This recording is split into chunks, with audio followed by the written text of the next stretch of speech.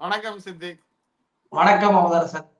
கோயம்புத்தூர்ல கலவரம் பண்றதுக்கு பாஜக ரெடி ஆயிட்டு இருக்குது. அந்த செய்தியை பார்த்திருப்பேன்னு நினைக்கிறேன். ஆமா, நம்ம திமுகவுடைய வேட்பாளராக இருக்கக்கூடிய கணபதி ராஜ்குமார் சொல்லியிருக்கிறாரு, அண்ணாமலை ஆட்டுக்குட்டியினுடைய தோல்விங்கிறது கோவையை பொறுத்த வரைக்கும் உறுதி ஆயிடுச்சு. இந்த தோல்வியை அவங்களால ஏத்துக்க முடியல. இல்லைன்னா இந்த தோல்விக்கு அப்புறம் மக்களை சந்திக்கிறதுல பெரிய நெருடல் இருக்கும். ஏன்னா நாங்க வீராதி வீர சூராதி சூரன் எல்லாம் சொல்லிக்கிட்டு இருக்காங்க.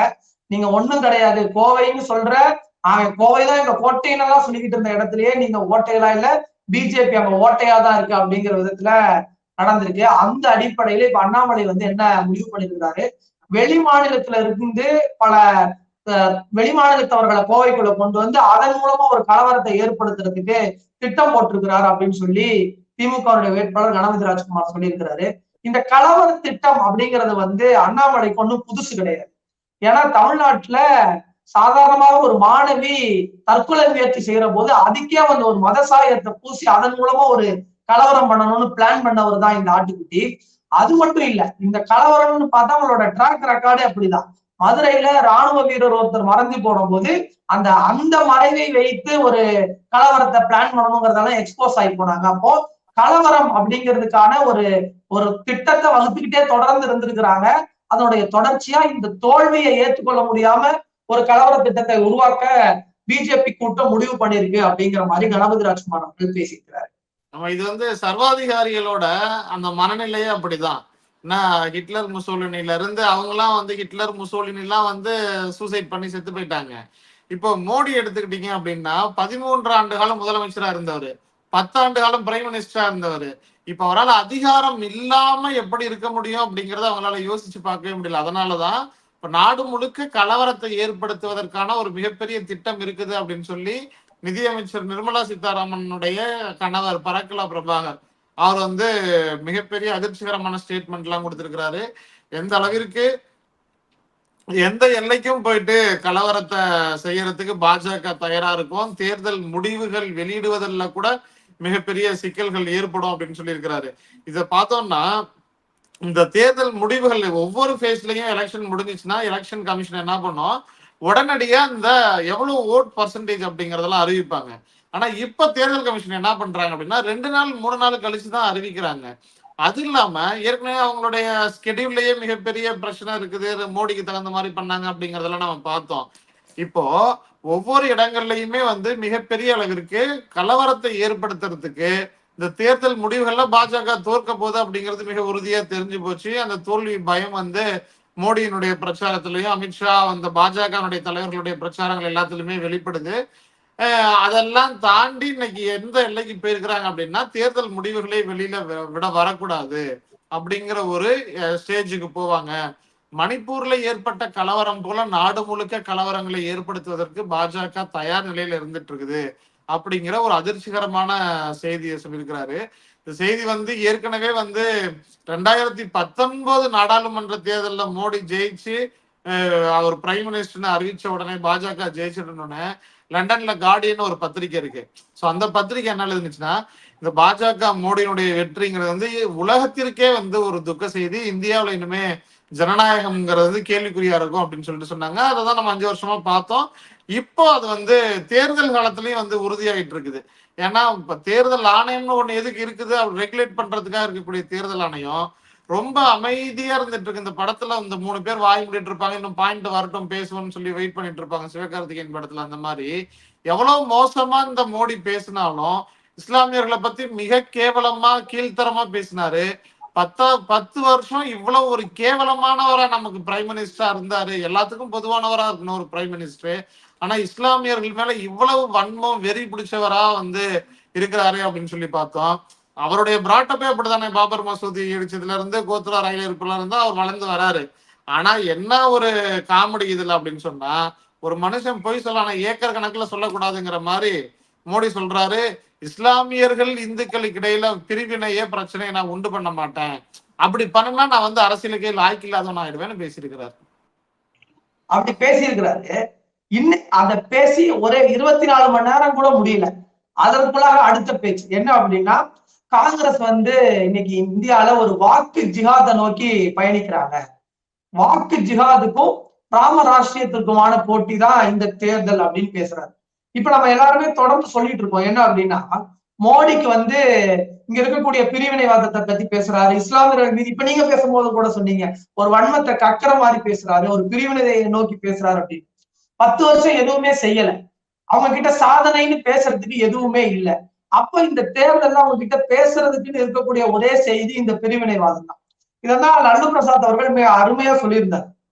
மோடி அவர்கள் இவ பேசக்கூடிய வார்த்தை அப்படின்னு சொல்லி பார்த்தா பாகிஸ்தான், முஸ்லிம், பசு, எருமை, இந்த மாதிரியான வார்த்தைகள் மட்டும்தான் மோடிக்கு தெரியுது. வேலை வாய்ப்பு, முதலீடு, முன்னேற்றம், இளைஞர்களுக்கான அடுத்த கட்ட நகர்வு, இந்த மாதிரியான வார்த்தைகளை எல்லாம் மோடி மறந்தே போயிட்டாரு அப்படின்னு சொல்லி லல்லு அவர்கள் பேசியிருந்தார். இதை ஏன் சொல்றோம் அப்படின்னா, 10 ஆண்டுகள் மோடியுடைய ஆட்சியை நீங்க லிஸ்ட் அவுட் பண்ணி பாருங்க, நான் இதெல்லாம் பண்ணியிருக்கிறேன், எனக்கு நீங்க ஓட்டு போடுங்க அப்படின்னு சொல்லி அவங்களால எதுவுமே கேட்க முடியாது. அவங்க நாங்க இதெல்லாம் மக்களுக்கு பண்ணிருக்கோம்னு லிஸ்ட் போடுறாங்கன்னு வச்சுக்கோங்க. உதாரணத்துக்கு அவங்களால என்ன சொல்ல முடியும்னா, நாங்க வந்து பிஜேபியுடைய எம்பியா இருந்த ஒருத்தர் பெண்களுக்கு பாலியல் தொந்தரவு உள்ளாக்குனாரு, இந்தியாவுக்கு தங்கப்பதக்கம் வாங்கின பெண்களை பாலியல் தொந்தரவுக்கு உள்ளாக்குனாரு, அவரை வந்து நாங்க கட்சியில தொடர்ந்து வச்சிருந்தோம், இது எங்கள் கட்சியினுடைய சாதனை. 2வது, மணிப்பூர்ல மிகப்பெரிய அளவுல வன்முறை வெறியாட்டம் நடந்துச்சு, பெண்கள் பாதிக்கப்பட்டாங்க, அனைத்து தரப்பு மக்களும் பாதிக்கப்பட்டாங்க, ஆனாலும் அந்த மாநிலத்துடைய முதலமைச்சரை நாங்க நடவடிக்கையே எடுக்கல, இது எங்கள் ஆட்சியினுடைய எங்கள் கட்சியினுடைய சாதனை. ஆசிஃபாங்கிற ஒரு குழந்தை வந்து பாலியல் தொந்தரவுக்கு உள்ளாடுச்சு, அந்த குழந்தைக்கு ஆதரவாக இல்லாம அந்த பாதிக்கப்பட்டவர்களுக்கு ஆதரவா இல்லாம அங்க இருக்கக்கூடிய அந்த குழந்தையை பாலியல் தொந்தரவுக்கு உள்ளாக்கினவர்களுக்கு நாங்க ஆதரவா இருந்தோம். அந்த நாங்கன்னா அவங்க பிஜேபியினுடைய எம்எல்ஏக்கள் அங்க ரேலி போனாங்க, எங்க கட்சியினுடைய சாதனை. தமிழ்நாட்டுக்கு வெள்ளம் வந்துச்சு, தமிழ்நாட்டுல இருந்து வெள்ள நிவாரணம் கேட்டாங்க, நாங்க தமிழ்நாட்டுக்கு வந்தால்தான் அது வெள்ளமா கருத முடியாது, அது இயற்கை பேரிடரா கருத முடியாது, குஜராத்துக்கு வந்தாதான் இயற்கை பேரிடர், தமிழ்நாட்டுக்கு வந்தா நாங்க துளியும் பணம் தர மாட்டோம், நிதி ஒதுக்கிட மாட்டோம்னு சொன்னோம். அதுதான் எங்க கட்சியினுடைய சாதனை.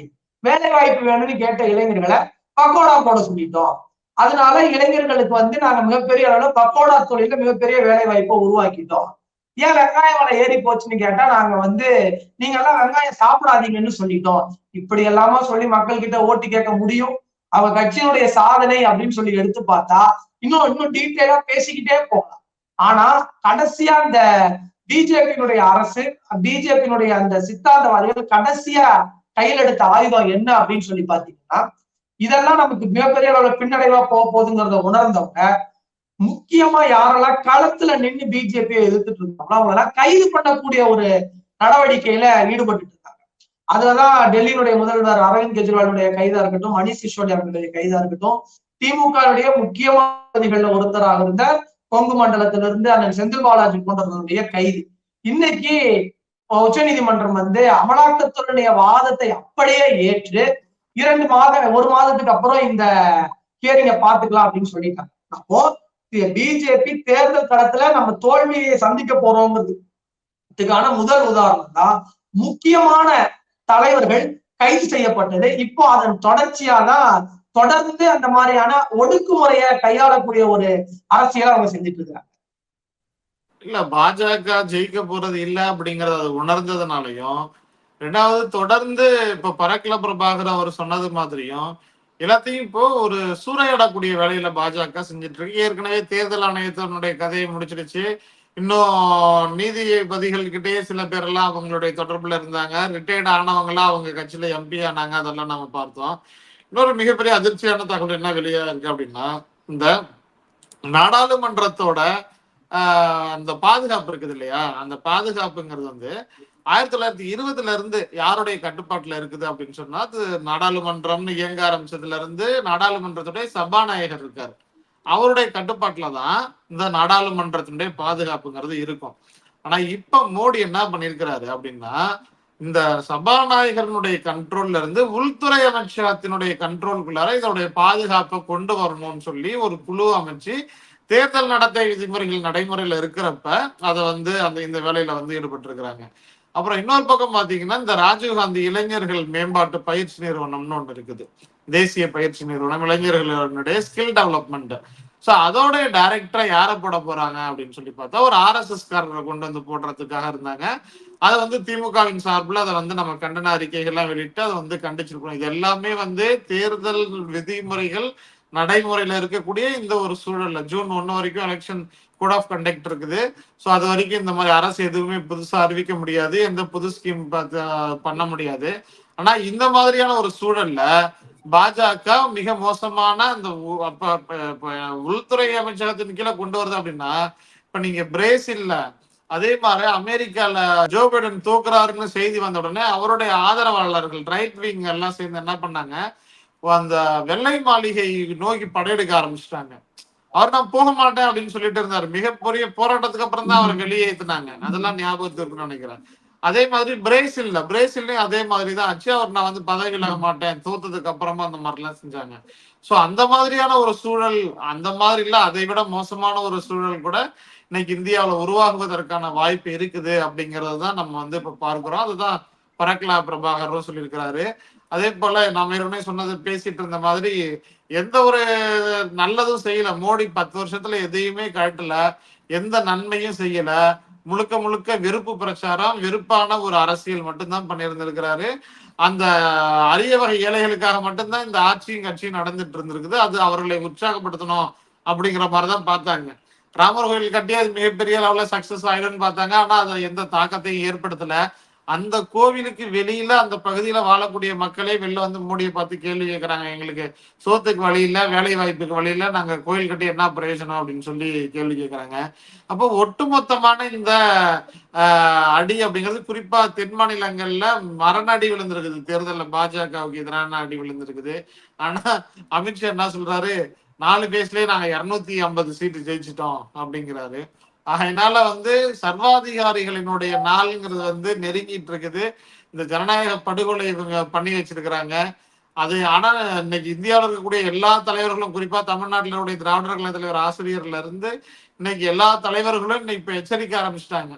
வரக்கூடிய இந்த ஜூன் 4ஆம் தேதி வரைக்கும் என்ன வேண்டுமானாலும் பாஜக செய்யலாம், எவ்வளவு மோசமான நிலைக்கு கூட இறங்கி போகலாம் அவர்களுடைய வெற்றியை உறுதி செய்வதற்காக அப்படிங்கிற எச்சரிக்கையை விடுத்திருக்கிறாங்க. அதனால எல்லாருமே ரொம்ப உஷாரா இருந்து இந்த தேர்தலை நடத்தி முடித்து இந்தியா கூட்டணியினுடைய வெற்றி வாய்ப்பு மக்கள் கொடுத்துட்டாங்க. அதை வந்து அறிவிப்பாக வரும் வரை அதற்கான பாதுகாப்பு பணியில எல்லாரும் ஈடுபடணுங்கிற ஒரு அச்சம் எல்லாருக்குமே இருந்துட்டு இருக்குது.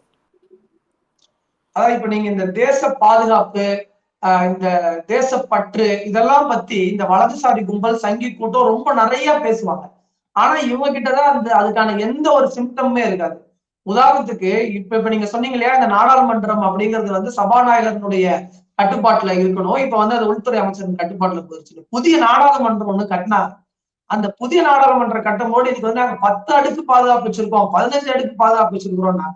அங்க பிஜேபி எம்பி கொடுத்த ஒரு பாஸ்ல போய் அங்க இருக்கக்கூடிய நாடாளுமன்ற உறுப்பினர்கள்லாம் சூழ்ந்து இருக்கக்கூடிய அந்த மைய மண்டபத்திலேயே ஒருத்தர் அந்த கண்ணீர் போய் உண்டு, அது என்ன போய் உண்டுன்னே உங்களால கண்டுபிடிக்க முடியாத அளவுக்கு வீசிட்டு வந்தாரு. சாட்சிமா இதை நம்ம இங்க பார்த்தோம். எங்கன்னா காஷ்மீர்ல அங்க இருக்கக்கூடிய பகுதிகளில் வந்து இந்த மாதிரி சர்ஜிக்கல் ஸ்ட்ரைக் அப்படின்னு சொல்லி போன தேர்தலில் பெரிய அளவுல சொன்னாங்க. அப்ப சத்யபால் மாலிக் அப்படிங்கிற அந்த மாநிலத்தின் ஆளுநராக இருந்தவர் அப்புறம் வந்து பேட்டி கொடுத்தாரு. நான் வந்து இங்க ஒரு மிகப்பெரிய பாதுகாப்பு குறைபாடு இருக்கு, நீங்க நடவடிக்கை எடுங்கன்னு மோடி அமித்ஷா கும்பல் கிட்ட சொன்னேன்.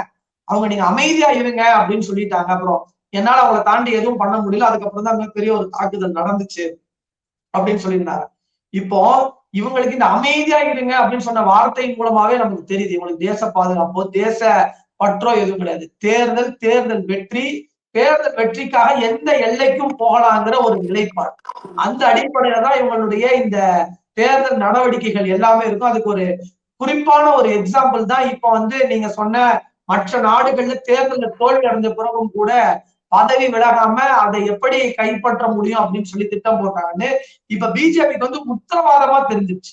பதவி அப்படிங்கறது வந்து நமக்கு தொடர போறது இல்ல, மிகப்பெரிய தோல்வி அப்படிங்கிறது நமக்கு காத்திருக்கு அப்படின்னு இதான் ராகுல் காந்தி அவர்கள் கூட பேசும்போது தென் மாநிலங்கள்ல சொல்றதை காட்டிலும் வட மாநிலங்கள்ல பேசும்போது சில ஊர்களை குறிப்பிட்டு, சில மாநிலங்களை உத்தரப்பிரதேசம் போன்ற குஜராத் போன்ற சில மாநிலங்களை குறிப்பிட்டு அங்கேயே இந்த தேர்தலில் பிஜேபி தோல்வி அடைய போகுது, பிஜேபியின் தோல்வி உறுதி நான் எழுதி தரேன் அப்படின்னு சொல்லி பேசுறாரு. இன்னும் ஒருபடி மேல போய் மோடியை வாங்க நம்ம விவாதம் பண்ணுவோம், நீங்க என்ன செஞ்சிருக்கீங்க நான் என்ன செஞ்சிருக்கீங்கன்னு பேசுவோம் அப்படின்னு சொல்லி ஒரு விவாத அறைகூலே விடுக்கிறாரு. கான்பிடென்டா எப்படி வந்து இன்னைக்கு ராகுல் காந்தி அவர்களோ இல்லைன்னா டெல்லியினுடைய கெஜ்ரிவால் அவர்களுடைய அந்த செயல்பாடு, கெஜ்ரிவால் இன்னைக்கு வெளியே வந்து அவர் பேசக்கூடிய பேச்சுகளா இருக்கட்டும், அவர் வந்து காங்கிரஸுக்கு ஆதரிச்சு பிரச்சாரம் பண்ண மாட்டாரு அப்படின்னு சொல்லி பிஜேபி நினைச்சிட்டு இருந்தாங்க. காங்கிரசுடைய வேட்பாளர்களையும் ஆதரித்து கூட்டணியில் இருக்கின்ற காரணத்தால டெல்லியில பிரச்சாரத்திற்கு கெஜ்ரிவால் போறதா இருக்கட்டும், இந்த ஒட்டுமொத்த இந்த கூட்டணி உருவாவதற்கு தமிழ்நாட்டிலிருந்து எப்படி திமுக ஒரு மிகப்பெரிய ஒரு அணியை உருவாக்குச்சு அப்படிங்கிறதுக்கு எடுத்துக்காட்டா தமிழ்நாடு ஒரு அணியை உருவாக்கியது. இன்னைக்கு வட மாநிலங்களிலும் மிகப்பெரிய அளவுல பிஜேபியை வீழ்த்தக்கூடிய ஒரு விஷயமா இருக்கு. அந்த தோல்வியை ஏத்துக்க முடியாம தான் இனி கலவரங்கள் செய்ய தொடங்குவாங்கன்னு அந்த பரக்கல பிரபாகர் அப்படிங்கிறவர் யாரு அப்படிங்கிறதையும் நம்ம சொல்லிடுவோம். நிர்மலா சீதாராமன் அவர்களினுடைய கணவர் தான் இந்த பரக்கல பிரபாகர் அப்படிங்கிற செய்தியும் இருக்கு. அப்படி இருக்கும்போது அவர்களுக்குள்ளாகவே இந்த குரல்கள் வர தொடங்கி இருக்கு. அப்படிங்கும் போது இந்த தேர்தல் இந்தியா கூட்டணிக்கான தேர்தல் சங்கிகள் வீழ்வதற்கான ஒரு தேர்தலா இந்த தேர்தல் இருக்க போகுது அப்படிங்கிறத நாட்டு மக்களும் தெரிஞ்சு வச்சிருக்கிறாங்க. ஆமா, நாளைக்கு வரக்கூடிய மற்ற செய்திகளை வைத்து தொடர்ந்து நம்ம இதை பற்றி பேசுவோம். நன்றி.